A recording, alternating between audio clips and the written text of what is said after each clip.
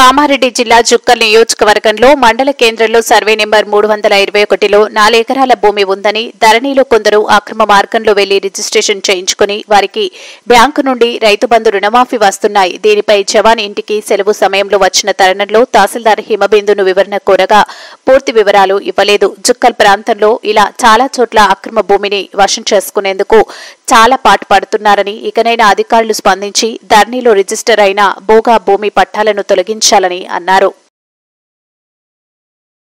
జుక్కల్ నియోజకవర్గంలో జుక్కల్ మండలానికి చెందిన సర్వే నంబర్ 321లో 4 ఎకరాల భూమి ఉందని జవాన్ గోపికృష్ణ ఇదివరకే పలుమార్లు అధికారుల చుట్టూ తిరుగుతూ ఎన్నోసార్లు అధికారులకు విన్నవించడం జరిగింది. ఇటీవలనే హైదరాబాద్లో CCLA నవీన్ మిట్టల్ను కూడా కలిసి 4 ఎకరాల భూమి 321 సర్వే నంబర్లో లేదని, అక్కడ కేవలం ఉన్నది 1 ఎకరం 7 గుంటలు మాత్రమేనని జవాన్ గోపికృష్ణ మీడియా ముఖంగా తెలపడం జరిగింది.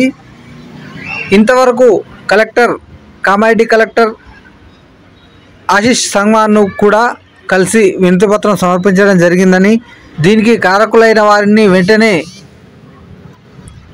అధికారులు కానీ ఎవరైనా ఇలాంటి చర్యలకు పాల్పడిన వారిని వెంటనే తగిన చర్యలు తీసుకోవాలని కలెక్టర్ను కోరడం జరిగిందని,